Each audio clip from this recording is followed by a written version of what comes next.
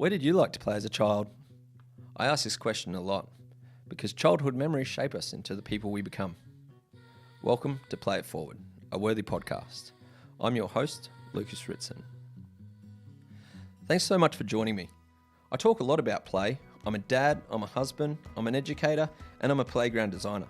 So I wanted to gather some of my favourite people who are advocates of children and nature and create a space to have an honest conversation about getting more kids outside. The power of play is very often underestimated, and I think we all need a little more play in our lives.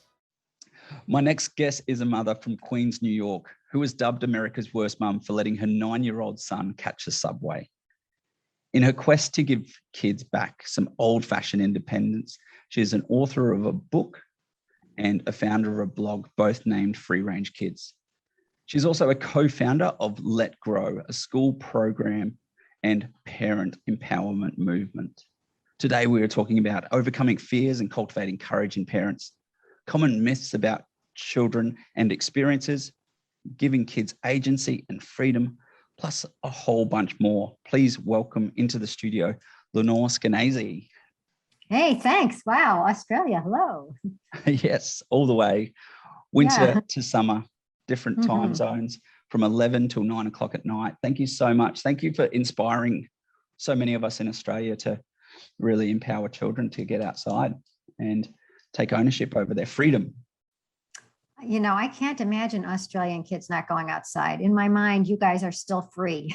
Like, don't go where we've gone, right? Use America as a cautionary tale. I was just writing to somebody today. There was a study that had American kids spend an average of 4 to 7 minutes outside in free play every day. And the other person thought it was 47 minutes. It's like, no, that would be okay. Almost at this point, we're talking 4, new word, T-O, new word, 7.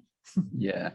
It's scary. And some of the statistics we're facing at the moment from UN declaring a state of emergency on children's physical activity in Australia and ranking Australia 140th out of 146 countries. For what? For physical activity. Really? Yes. Wow. What do you, too much, lay off the Fosters, man. Yeah. And that's a funny thing. We see America as this aspirational society in so many ways, and adopting a lot of the culture there and maybe forgetting some of our own and our own accessibility to nature.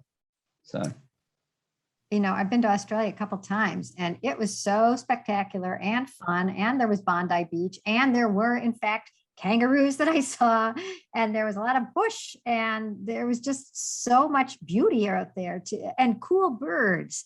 So get out there already. My God, it's really wonderful. You're preaching to the converted here, that's for sure. Yeah, that's probably true. Right. But it is like, go outside. The crazy thing is we're seeing children in high density living in apartment buildings having more outdoor interaction than children in medium density suburbs in Australia.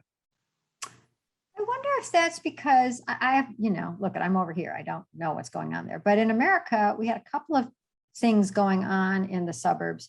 And one was something they call like basically a lollipop development. Do you know about this? No.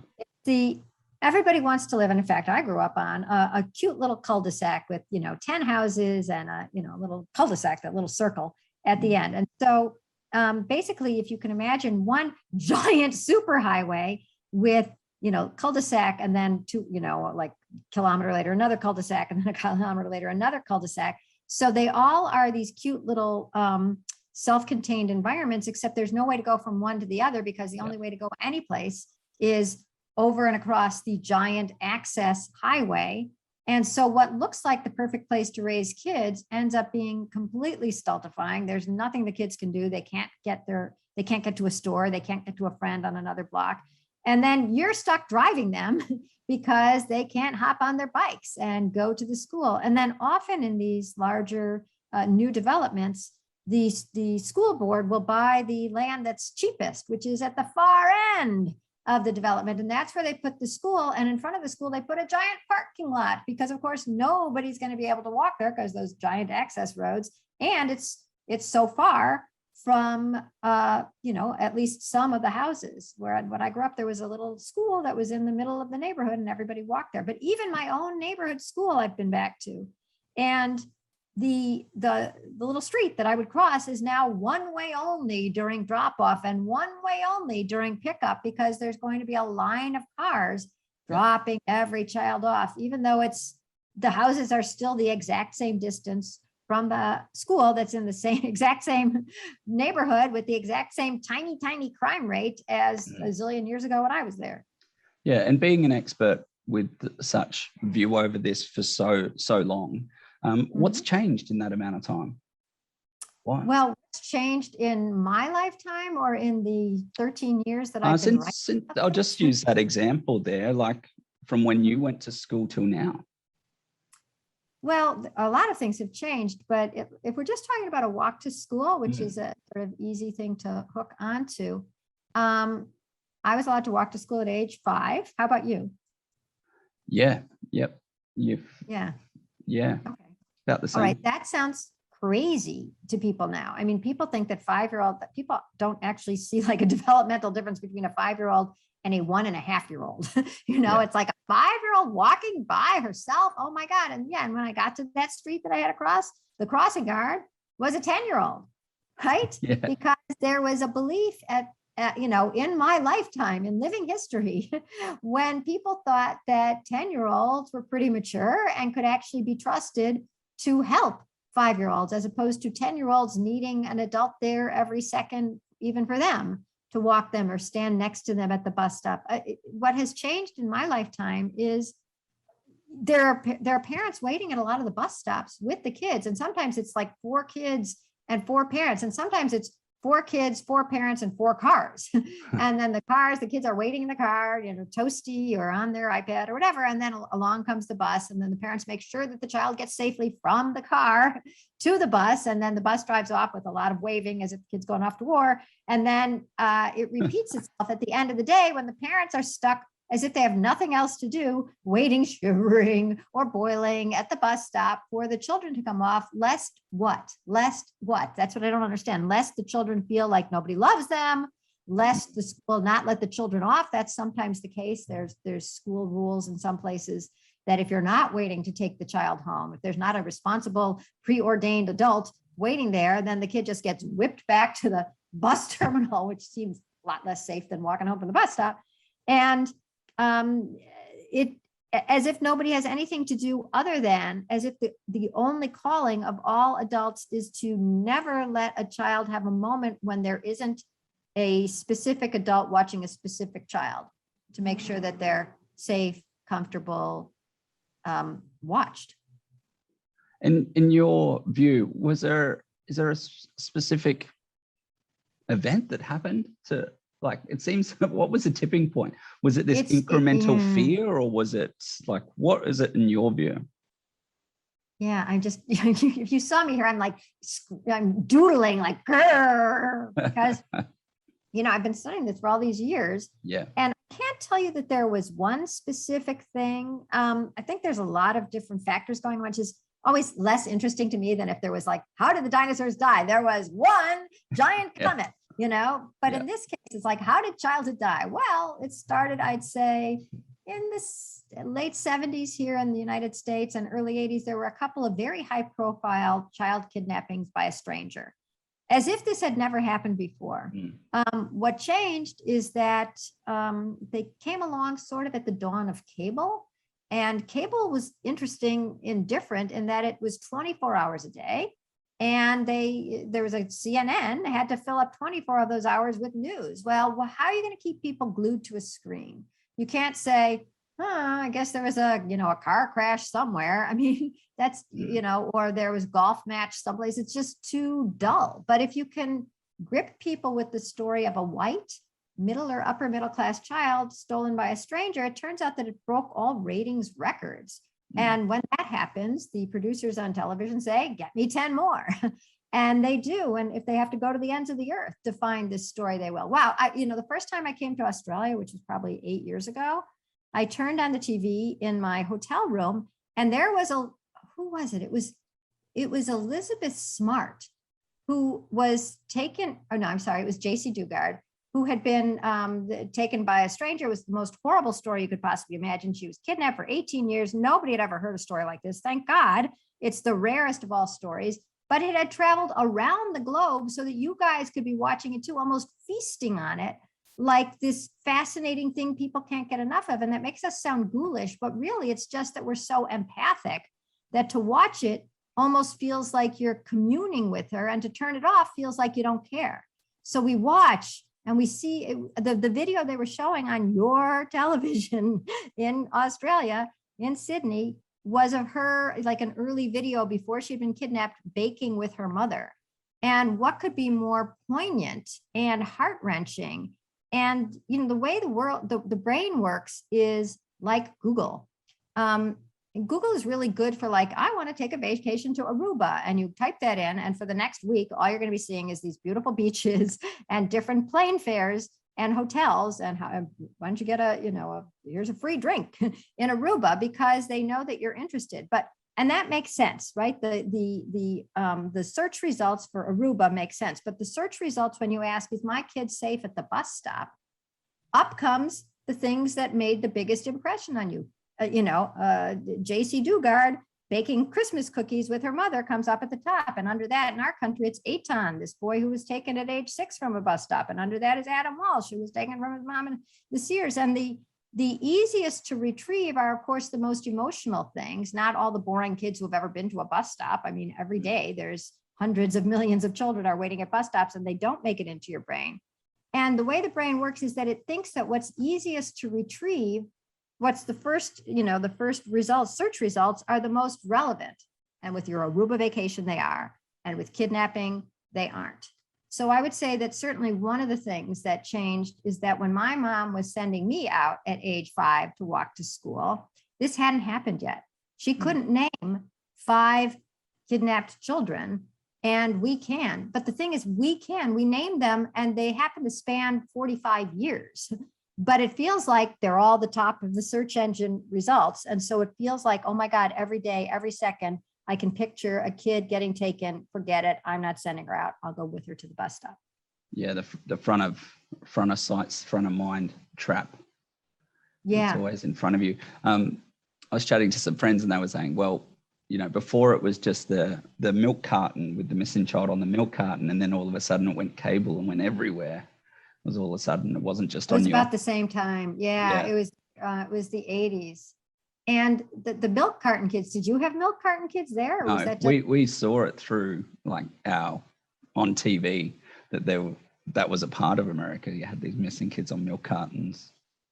Isn't that a strange idea? Yeah, absolutely. Yeah, absolutely. It was actually very brief. I think it was a year or less than a year, but it made this deep impression on everybody, including me, because you're eating your cereal and you're looking at a picture on the side of a milk carton that says, have you seen me? And I'm like, yeah, I'm looking at you right now. But of course it was like, have you seen me, to turn me in. So we're all citizens on the lookout, and you feel sort of proud because you could possibly save a child, but you're also terrified because you think that all these kids, each week a new kid has been taken, and they never explained, and this I find horrifying.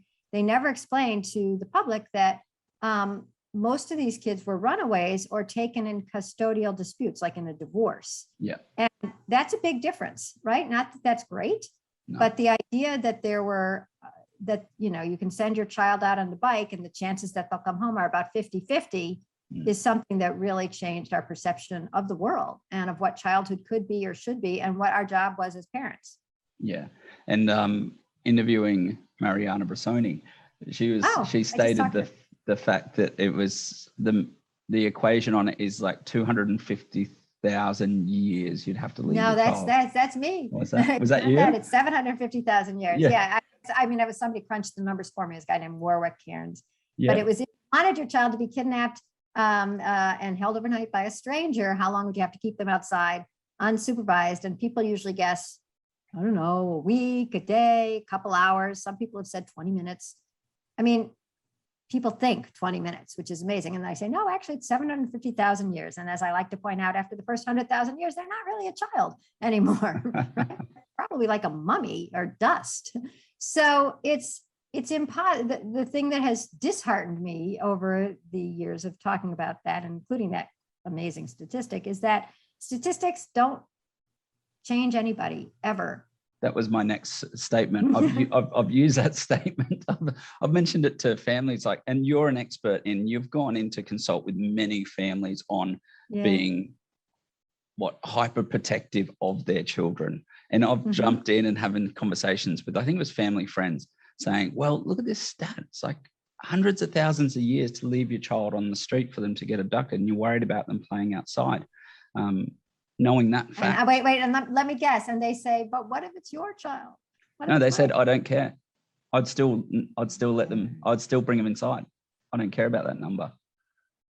And I was like, saying that they don't care about reality because they're so in the thrall of the picture in their mind, which I was just talking to an expert on anxiety, and I wish I had the notes in front of me, but it was basically, if you can picture something, your brain can barely tell the difference between reality and an imaginary thing. And if you're picturing your kid jumping rope on, your driveway, and a man in a white van comes up and takes her away, and that's your picture in your brain, it's almost as if it happened already.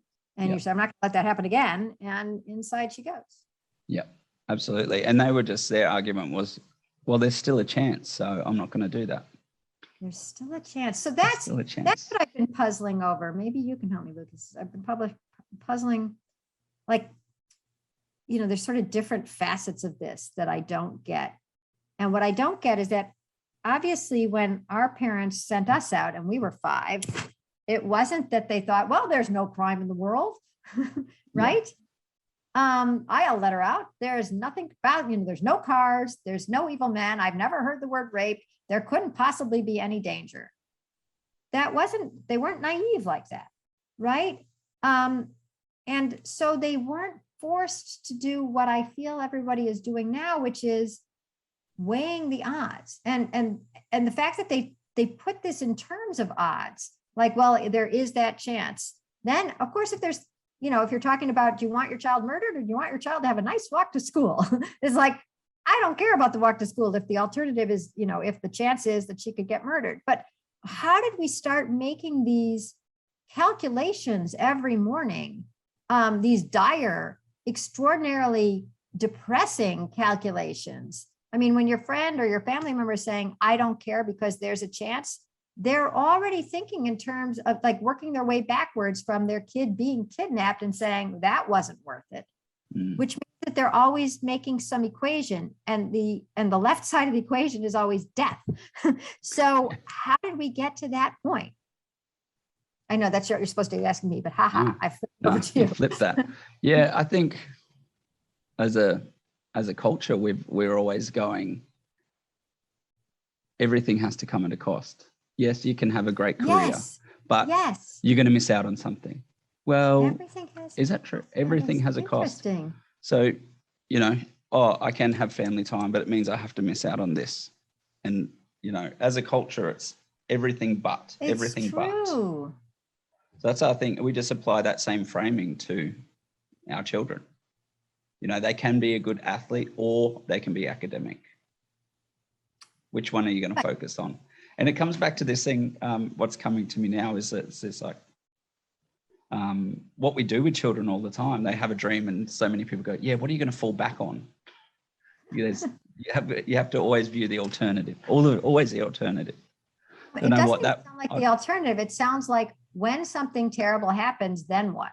I mean, it's not talking about alternatives. It's really going, I call it worst first thinking. You're going to that worst case scenario first, and then working your way back from it. But what you were talking about, everything having a cost, is very interesting to me. I know that my kids are older now, they're 23 and 25. And when they were younger, the whole worry was like, what about work-life balance? Or, how can you balance being a mom and working? And I thought, it didn't strike me as that hard. I worked and I had kids. It just didn't strike me that I was like cheating on either of them. And yet I feel like you're right. Society tries to paint it as this zero-sum game. And if you're doing, if you're spending time on work, then you're cheating your children. And if you're spending time with your children, you'll never get ahead at work. And it's like, I don't think it has to be that hard, or that I don't think it's a deficit on either side just because you're doing both. Yeah. And that says that, what is it? You win or you win or you lose. Mm-hmm. Mindset. It's like it's I mean, there's something interesting about this. Everything. Yeah. And also talking to Peter Gray, who's like researched this, and I know you've one of your co-founders with Let Grow, and investigating from an anthropological standpoint. I always, in my early days, assumed that it was just a manifestation of trying to scratch that primal itch to protect our children from once we were protecting them for the basic needs of shelter and food. Now that is so readily available, is that same primal need manifested into, okay, well, I'm going to protect you from these things. And as we get down the line, a protection and certainty and all of these things can be a representation of you getting good grades and being well educated. And then therefore you're going to get money and a good job. And that's my way of protecting you, because I don't need to protect that actually sort of makes sense to me. Yeah. I mean, you do want your kids to succeed, and it sort of does seem easier to succeed if you're not failing and not dropping out. What interests me is I do believe there is this primal part of us that desperately wants to keep our children, basically alive until we die, right? Because that's what we have them, and that is our protective instinct. What's new is that the instinct seems to have been sort of hijacked by this catastrophizing we were just talking about. I mean, yes, I want to keep my kids safe. Does that mean that the minute they're outside, they're going to be murdered or run over by a steamroller? And I feel like all parents in every generation, and probably every species, except the ones that eat their children, the other ones that don't eat their children, are probably trying to keep their children alive. And as we were saying, so were our parents. But what's new is believing that the minute we take our eyes off them, they are in danger. And they're in danger of two things. And one we've been talking about a lot, which is danger of being kidnapped, raped, and eaten. And the other thing is, not getting into, here in America, it's an arms race to get into a great college. So you're going to be kidnapped, raped, or eaten, and that's terrible, or not get into Harvard, and that's really terrible. So I better be with you. And then there's this strange notion that sort of bubbles up from that, which is that I have to be watching you all the time. And if I'm not watching you, not only are you going to be hurt, but you might not achieve your entire potential. So I'm going to sit with you and point to interesting shapes and say, that's a triangle. You're going to put the triangle in the puzzle. Puzzle starts with P. Puzzle, 2 Z's, is generally a soft sound, or puzzle. I don't know how you say it in Australia. And then let's talk about it some more, because this piece happens to be orange. Orange is, it's not a primary color, honey. It actually is a blend of, and it's just like everything is this torrent of information and insight and all the intelligence that a person has gathered by the time they're 25, 35, or 45 is being shoved into this, toddler while they're trying to do a puzzle, because, don't just do that. I can be enriching it. I can be optimizing this moment. I talked to all these people. I can't remember who it was. So I was talking to somebody who works in a school who was telling me that gym class, PE class, was not allowed to simply be like running anymore. Now you had to count the number of steps so that you were getting numeracy while you were getting your heart rate up. And neither of those are fun, right? There wasn't a game. It's just you're moving your body, so that's good. And you're counting, you're moving your brain, so that's good. And it's like the idea of actually enjoying yourself wasn't even on the list. Yeah, where wonder where that would come down, the list in the priorities of childhood experience. I don't think you have a piece of paper that long. No. And time and time again, there's like this term we love to throw around let's scaffold their learning. What's a teachable moment? And even from a moment. Yeah. It's like, they're climbing a tree. Oh, there's a teachable moment. I can talk about the tree and the environment and everything, and then make it teachable. I'm like, oh, let's hijack that experience. Let's steal their joy. Let's steal their adventure once more. Let's steal the teaching. Excuse me. Let's turn an actual teachable moment when a kid is feeling the tree, and deciding whether it's too high or if they can handle the fear of going up another branch's worth, or looking at the worm and eating the bark, whatever they do on a tree. And all these things that could be going on because the kid is alive and focused and interested and a little bit scared and a little bit exhilarated. And instead, we're turning it into school. Children, do you know that trees can be deciduous or they can be permafrost or whatever? You know, you can get through life without actually knowing what the opposite of deciduous is. And yet we think that we've turned it into a teachable moment when we've actually done like the most boring thing, which is made it back into school. Yeah, 100%. And I'd like to, you've consulted with so many families, and this has been a part of your drive and passion for so many years. How do you encourage people to get beyond this? Like, there's so many things, and we're still trying to unpack it now about the why and the reasons. How do we go, okay, we're still working out the whys and reasons. What's the action we can take now? Right. I have to say, so intellectually, I have to say, I do like playing with the whys and the reasons, and I'm always interested in our culture.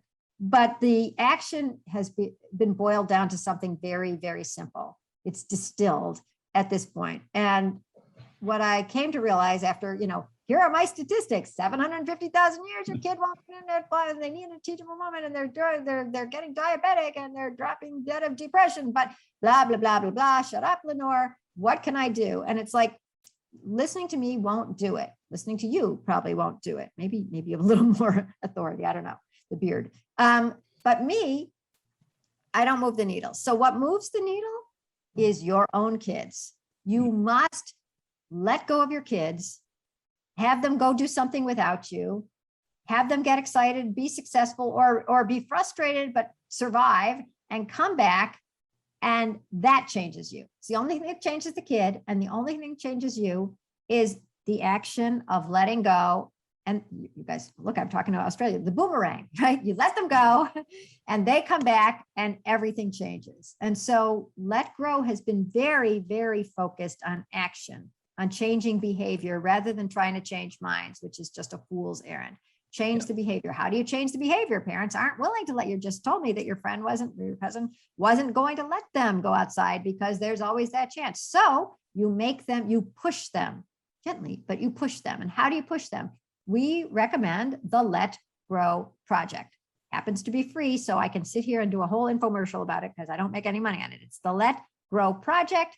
You download it at letgrow.org. And it is this, it's a homework assignment that the teachers give the kids that says, go home and do something on your own without your parents. That's the homework assignment. We give a zillion pages of ideas about you can climb a tree, you can walk the dog, you can, skip stones, whatever it is, doesn't matter. You can make anything up, but you must do it. And all the other kids in the class must do it, which means that all the other parents are doing it, which means that instead of it being crazy Lukas saying, I'm going to send my kid up a tree, and crazy Lenore, I'm going to send my kid on the subway, everybody has to do it. They're not crazy. They're part of the gang. The kids are all talking amongst each other. I went to get ice cream. Oh, I went to get a kangaroo, whatever. And then it normalizes things. So the parents feel ecstatic when the kid comes home because yay, the kid has done something. The kids feel so grateful that the parents don't just love them and think they're cute and wonderful and brilliant, but actually trust them to handle something without them hovering that for, 5 minutes, an hour, 2 hours. And then the kids go and talk about it. And then they make little leaves that they say, my Let Grow project was I drew on the sidewalk. My Let Grow project was I went and got the milk. And then everybody's off to the races. And that's why, someday there's going to be this archive and you're going to hear like me at like the Thomas Edison cylinders. And it's going to be saying, I think children should go outside and do something on their own. And it's like, that's how it began. Then we started sending children back out again. Then they got confident. They stopped being so anxious. Their parents stopped being so crazy and anxious because it normalized kids going outside again. Why were they so afraid? The kid came back on his bike ride. It was great. And that's what's going to do it. So I'm begging anybody in your country, and God, I don't know if anybody in my country is listening, but do the Let Grow project. Ask your teacher to do it. Ask your kid's teacher. If you're a principal, have your whole school do it because it doesn't take class time and you will have different children and less crazy parents once you do it. It's as simple as that. The links to that will be in the show notes. So they better action. be, boy, oh absolutely, boy. Yes. absolutely. And they'll be on the Wearthy social medias across all of them. So I'm thinking of some certain principals in my network that I think I'll go and have a little meeting with and try to get this rolling out right across their school, because they're doing some great work. You mentioned it there briefly, the impact that lack of freedom is having on children with anxiety and depression. What's the standout scary stuff you drop on people, if you do at all? I do. I used to not do it because I thought, here I am, sick of parents being scared to death, and now I'm scaring them from the other side. Like, oh, you can't let your kids outside, they'll be kidnapped. Well, you can't keep them inside, they'll get depressed.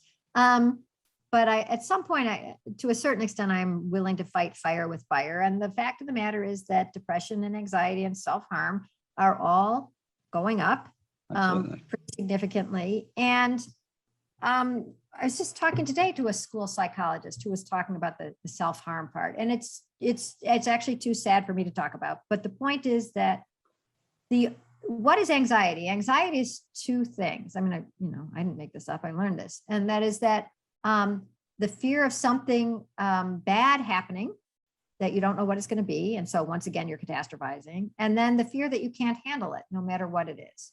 And when you're anxious, you don't want to do the thing that is scaring you, right? And then if you never have to, if it's scary to walk to school or scary to let your kid walk to school, and you're so anxious, no, don't make me, don't make me, don't make me, don't make me. And then finally say, okay, you don't have to. All you have is this great feeling of relief from not having to do the thing that you have thought was scary. So you've reinforced the idea that, like, my heart is pounding and my head is about to explode when I have to let my kid play outside. And I feel happy and relaxed and I guess safe and wonderful when I keep them inside. And so it just keeps reinforcing itself. And that's why the only thing that breaks anxiety, that breaks the cycle, is the action of, they call it in psychiatry, they call it exposure therapy. You're going to let the kid go outside while you stay inside. And then the kid comes inside and all they want is a drink of water because they're so hot, and then they want to go outside and play some more. That changes you. And so children are getting really anxious because they don't know that they can handle anything because they're never allowed to. Don't walk to school. It's too scary. I'll talk to the teacher for you. I'll talk to the coach. The coach is always there telling you which game to play and which position to play. And, it's all school. It's all supervision, and it's all protected, as if anytime you were left to your own devices, you would be a train wreck. Actually, a train wreck is kind of interesting word, because I'm not at my normal computer. Normally I have this list of things that seventh graders wrote, of stuff that they are interested in doing, but they're scared to do. And seventh graders are 12 and 13 years old. Yeah. And the teacher was telling me recently that one kid said he was interested in walking to town, and this is in a small, safe suburb. But what if he walked, or he was riding his bike and he got stuck on the tracks? Then what? What if he got stuck on the tracks while walking to town? Wow.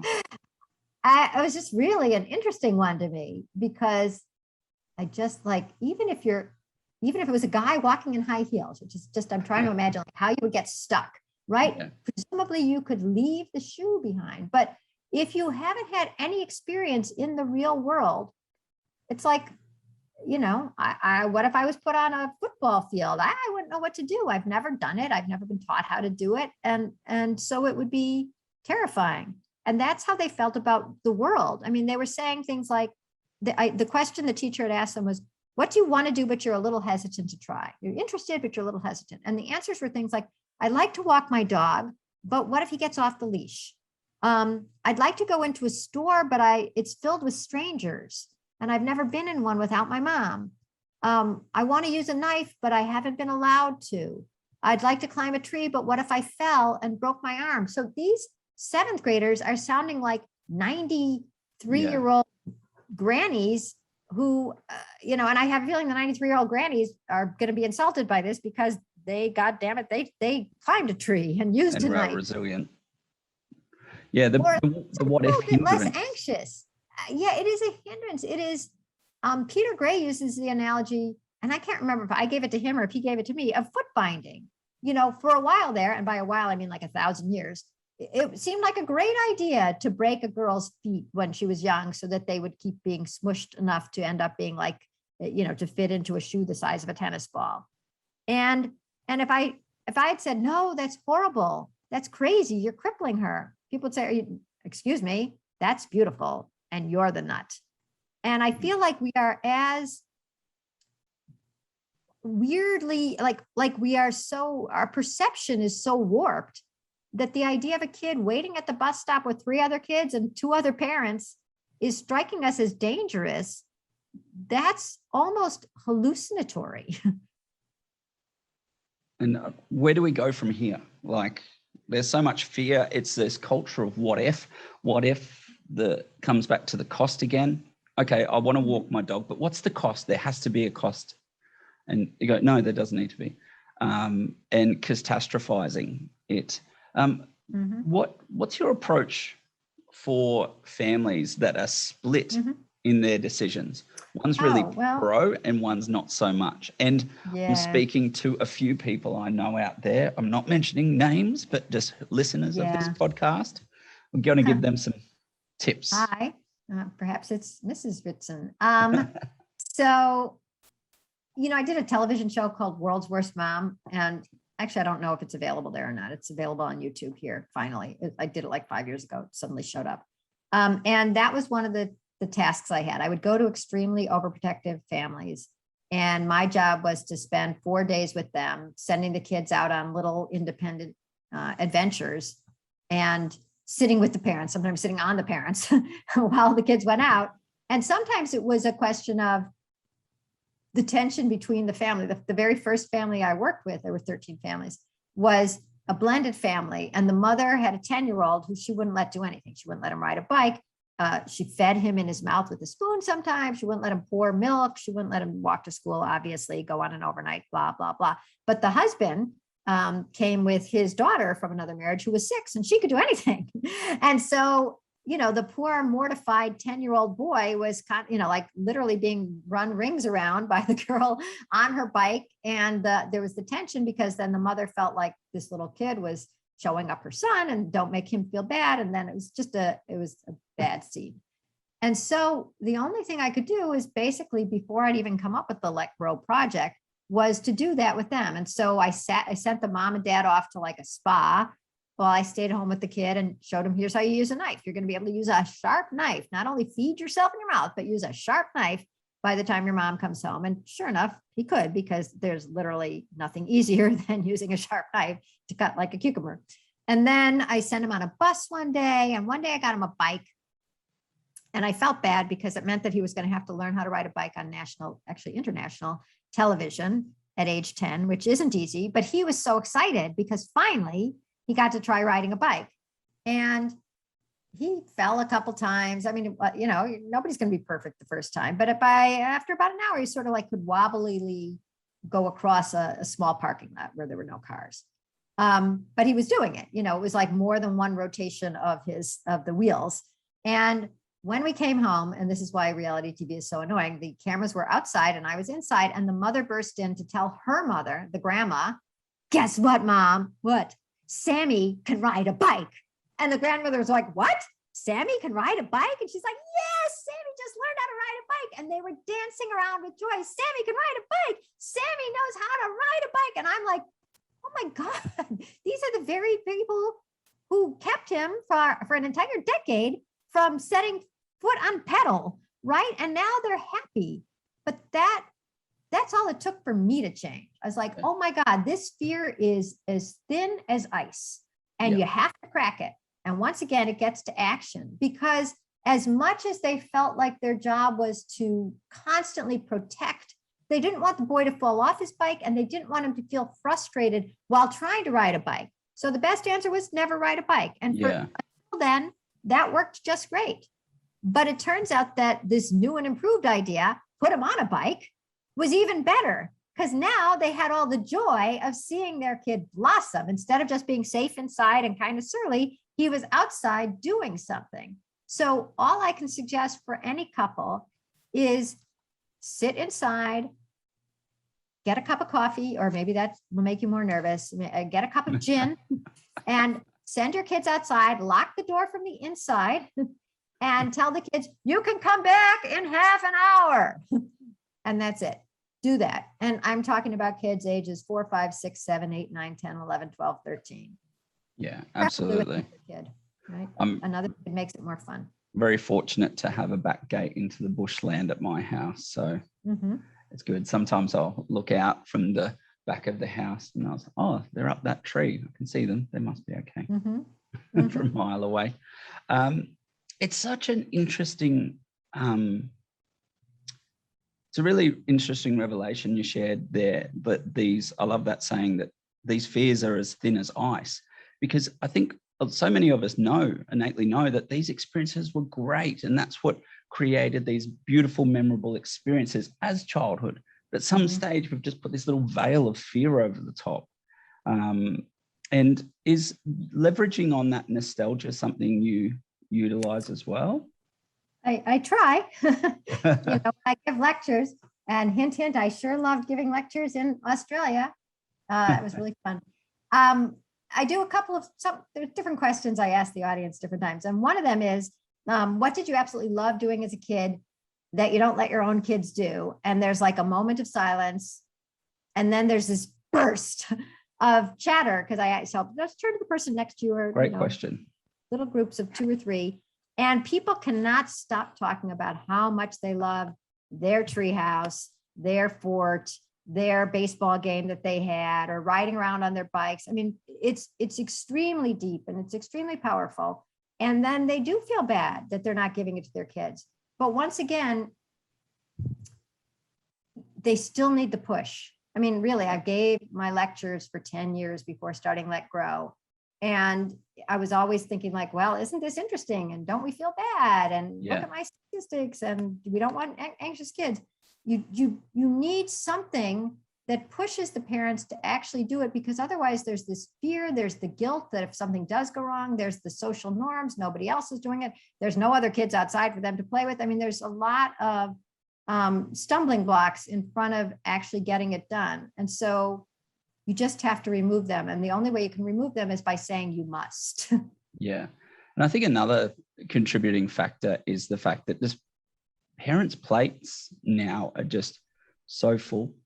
They're at such a capacity. So the thought of adding a little bit more stress to the full bucket. I'm sorry, Lucas, can't you see that this is the opposite of adding it? Parents' plates are full because they have to go to 4 baseball, I don't know if you guys play baseball, 4 whatever football practices a week, and sit there and sign them in and sign them out and drive them there and drive them back, and you better get a snack, and don't forget to bring the homework so they can be doing something in the car, and you could be practicing vocabulary words. And yeah, your plate's full if you're stuck doing that. But if you could send your kids outside every afternoon with their friends and a bike and a dog, your plate is, I don't want to say your plate is empty. That sounds weird, but you have free time given back to you. And there was once a story about Sheryl Sandberg wrote the book Lean In, and was telling women, if you want to get ahead, lean into your job a little. And the New York Times, our paper of record, said nobody can do that. And they quoted one mom saying, I have 2 sons, which means 4 soccer practices a week. I can't lean in. And I'm like, that's the point. I mean, I almost think that our plates are full with this. It feels sometimes like this anti-feminist plot to keep us so busy that we can't get further ahead. I mean, women were liberated and they started into the workforce, and just as soon as they're getting someplace and they're succeeding at college and everything is parity, suddenly it's like, well, I hope you're not letting your kid just walk to school. Of course, you should be there with them and wait at the bus stop. And there's 15 minutes in the morning, and then there's 30 minutes waiting for the bus in the afternoon. And then there's those 4 soccer practices, and pretty soon you have no free time. So this is the opposite of giving parents something extra to do. Yep. This is letting them go back to being a 1970s or 80s parent who had free time because their kids were not with them every single second. Yeah. And it's good for the well-being as well, like to create space, create margin, to have that independence individually, that independence as a parent to go, I'm just going to do this for me right now. And equally for the child to go, I'm not going to get directed, and I call it seagull Yeah. parenting. Oh yeah, why? Because they come in and go, careful. They swoop in, they make a mess, they squawk, and then fly out again. Right. And then they find the French fries, right? There's always a French fry involved. Yeah. Yeah. True. They're ready to swoop in at any option. Right. And here's where I have to make my asterisk and say, and yet I don't blame parents because they're living in a culture that expects you to be at the bus stop. I mean, really, there are, I heard from a mom in Kentucky where they weren't allowed to let the kid walk home from the bus. There had to be an adult there. And so her heard that the grandpa was there, but he missed one day because he was in the bathroom, and he missed another day because he didn't think the kid was coming home. He thought he was going to some other activity.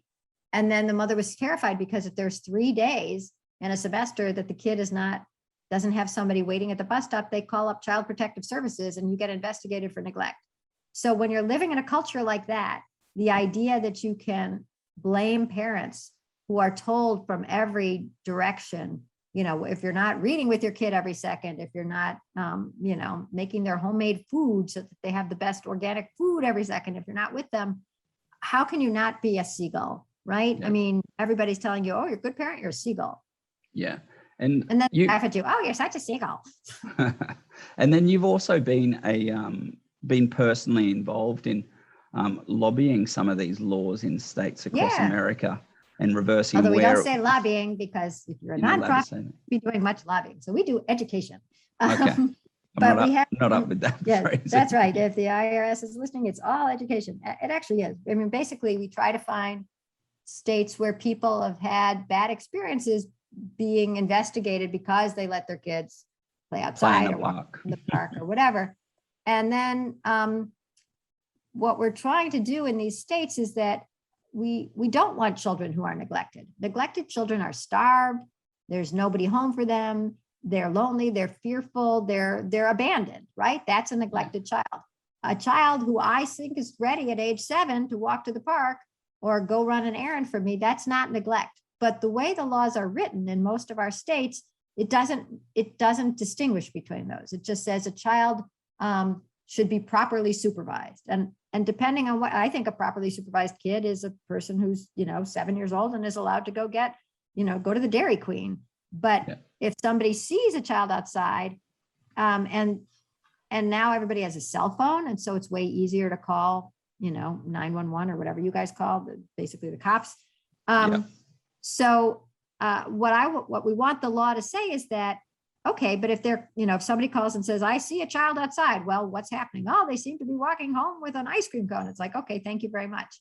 That's the end. That's not neglect. You're only allowed to pursue a call of neglect if there's something that's seriously wrong. What's happening? The child has a black eye, or I haven't seen a parent at that home for 4 days. The child came to my house and asked for food. I mean, please investigate that. I want children to be safe.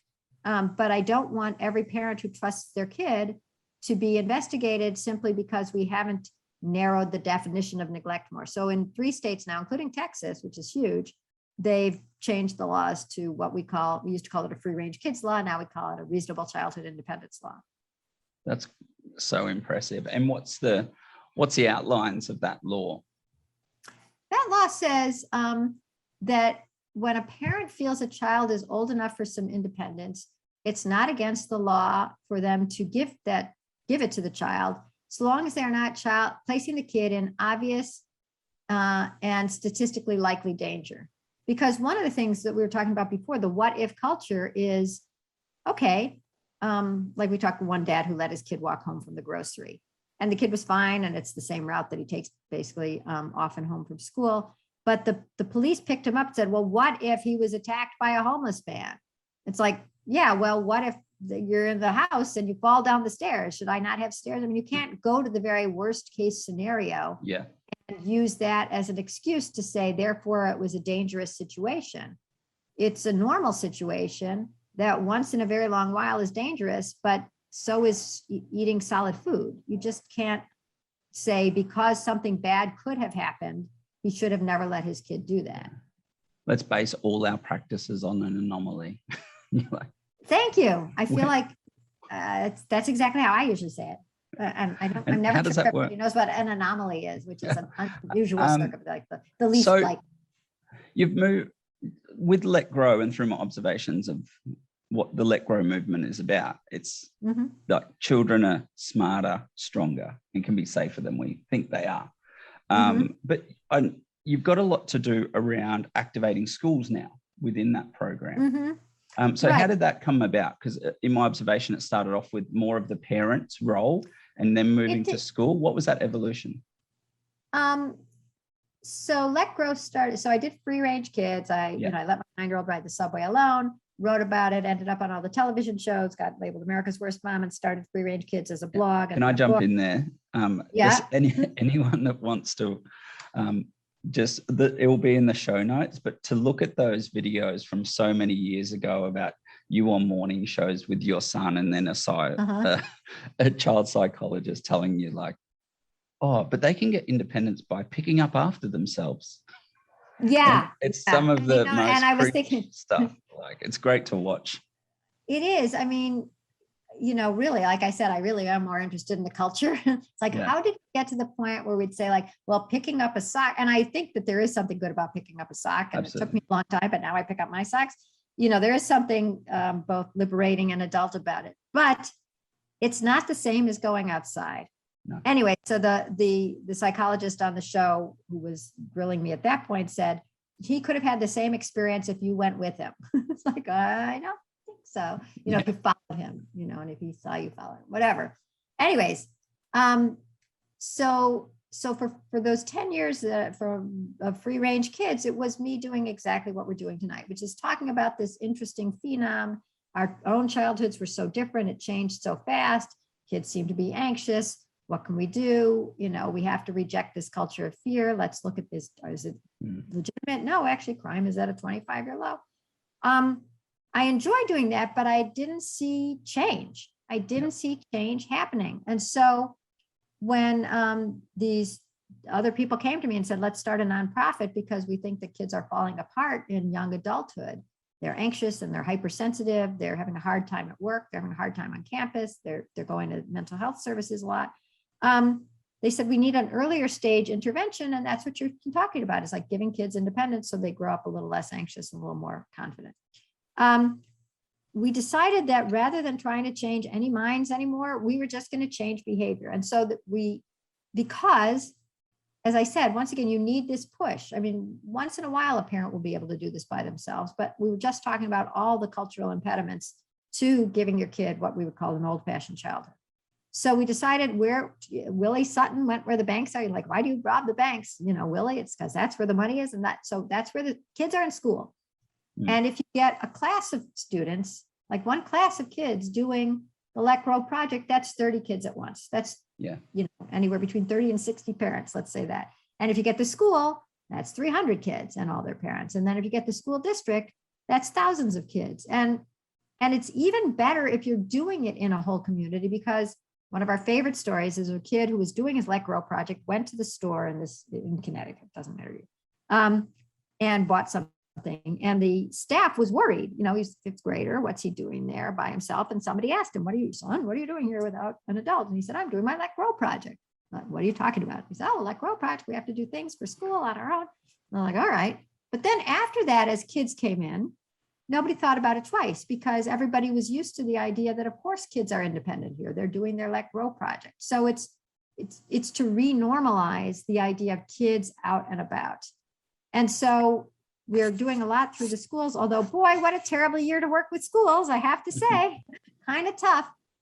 The other thing that we're doing was Peter Gray's idea. Peter Gray is one of the founders with me of Let Grow, is to have the schools stay open before or after school for free play.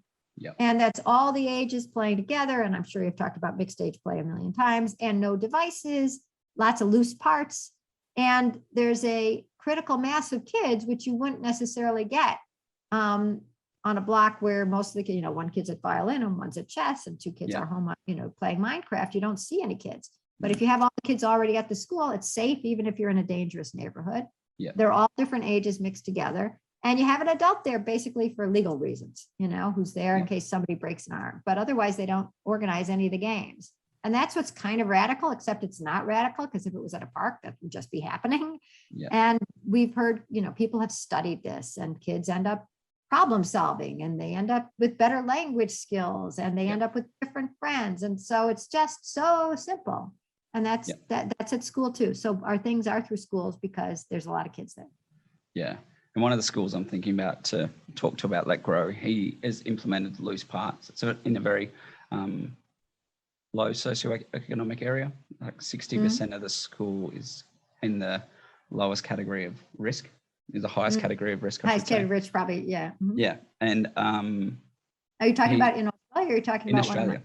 In Australia. Oh, I don't even know about this. You have to tell me. And he studies. Oh, well, he implemented loose parts in nature play, and it can't be taken away from the children as punishment. Great. And in 1 year, he had a 70% drop in violent incidents in his school. I need to talk to him. Yeah. You just have to. Yeah, I'll do an email introduction. 70% drop in violent school. Incidents. He's had a 30% increase in attendance. And I think the children that were engaged in that initial program, I think like roughly 20 or 25, I can't remember precisely, but 20-25% of children were getting C's and A's. And then from within 1 year, that 60% were getting C's and A's. Wow. And he was doing the Let Grow Play Club? Not Let Grow, but loose parts, free play, which sounds very similar to what you described just there. But I want to talk to him about doing the Let Grow Play Club as an extension. It sounds like to the that same program. thing. Yeah. But outside I'll tell you hours. Oh, that's really good. Yeah. So what we're studying this year, hopefully, if there's school, is there was a speech pathologist at a school where they were doing the Let Grow Play Club, and she didn't really know what was going on, but she said, what is happening? Because the kids started coming in with like this explosion of language. It's like, something is happening here. And it turned out it was the play club. And what happens in play is that it's automatically communication. Even if I pick up a ball and I raise my eyebrows as I point to you, you know that I'm saying, you want to catch? And you go, you sort of nod, and then suddenly we're playing. But then I want us to do it backwards, or I want us to only use our left hand. So even if I'm not that good at speaking, I am so motivated. And I'm like, and you're like, what? I'm like, left, and then suddenly I'm talking and I'm unself-conscious, because really I'm focusing on playing. I'm not focusing on, am I moving my tongue correctly? Am I making a diphthong? It's just, I want to play left-handed baseball. And so she is going to be studying. We're going to have because of COVID, we can't have all the ages together, but we can have second, third, and fourth graders together. And in one class, the second grader, they'll all have the Let Grow Play Club, the unstructured play. And another class, I don't know what they'll have, either reading or maybe phonics lessons or something like that. And then we're going to see at the end of a year, with 2 afternoons of play club each week for a year, whether there's a big difference in the language skills. And I can't wait to see the results. Yeah, I know where that's heading. And I just think of so. My first thing is like, yes? gee, I would hope to be in that play club.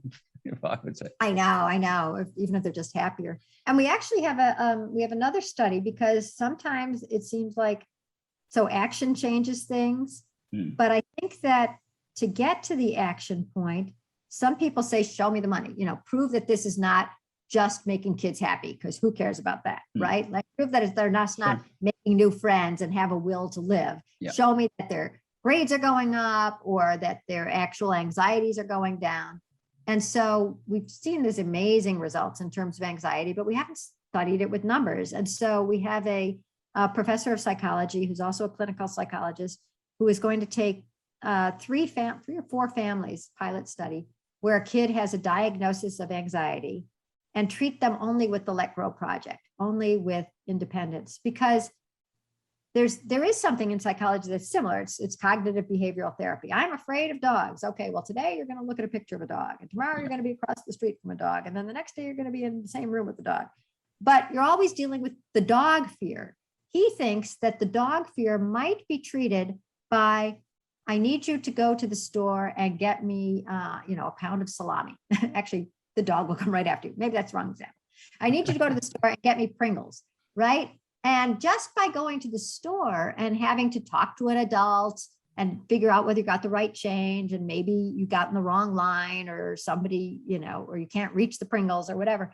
All these things are real life that slight problems that you have to deal with. And in dealing with each of them, I think of it as each one is just this tiny little 3D printer of confidence. It's like, okay, I had to ask somebody to reach me down the Pringles and they got it. Okay, I looked at my change. It was the wrong amount. I told the lady. Okay, leaving the store, I forgot to get my receipt. I was a little embarrassed. And then I went back to get it. And each thing is a little layer of confidence. And it's quite possible that confidence breaks the spell of anxiety without you having to be looking at a picture of a dog.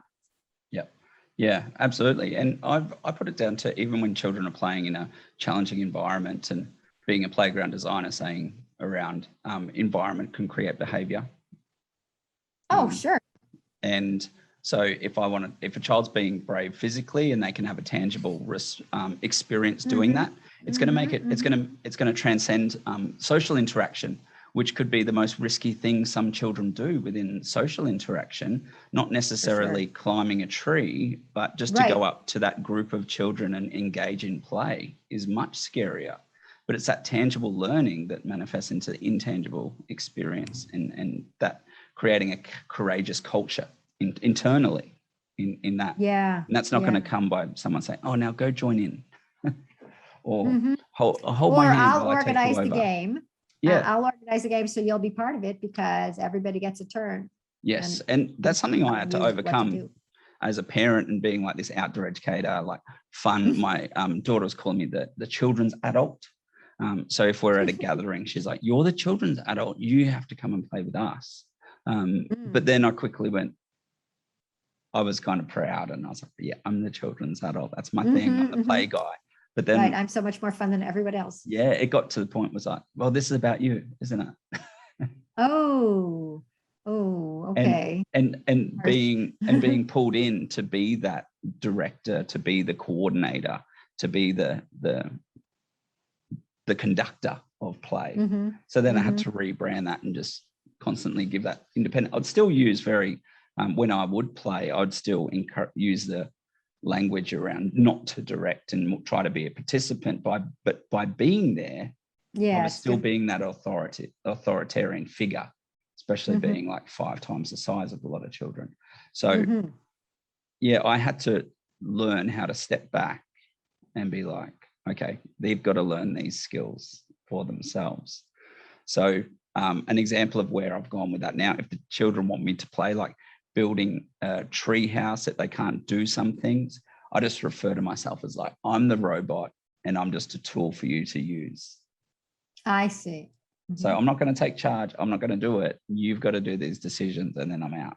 So a little insight into my own journey. I see. Mix things up a bit. What are you most excited about within this movement? You've been doing it for a long time now. Looking forward, what excites you most with the direction and Let Grow and the development and evolution of free range kids? Well, first of all, I have a new edition of Free Range Kids out, and I'm excited about it because there's a whole chapter on anxiety, because I've learned so much about that. And one of the things that does interest me that I haven't pursued very much is asking people to think back on their childhood and whether there's something that they did as a kid just for fun. Maybe it seemed stupid, or maybe it just seemed quirky, that found that like was the key that unlocked their future. Because I've just heard so many interesting stories about, like, I was talking to one lady and she said, whenever she played Barbie, they would like never get to the Barbie part because she was always like making a water bed out of a water balloon and then making a house out of the popsicle sticks or whatever. And she ended up as a stage set designer. And I talked, and there are cool stories like that. There was one lady, one of my questions sometimes at a lecture is, what did you see doing? What did you do as a kid that you still see yourself doing today? And one lady said, nothing. I was like, really? Okay. What'd you do as a kid? She said, well, as a kid, she raps, rhapsodic about, I had all the kids in the neighborhood would come over to my driveway and we were going to put on a play and I'd give everybody their parts. And then, then they would put on a play. And I said, oh, okay. So what do you do now? And she said, oh, nothing like that. I'm the HR director at Cliff Bar. It's like, give people their roles and then make something happen. Okay. So it's just, I would like to do more of that because it's a fun sort of parlor trick.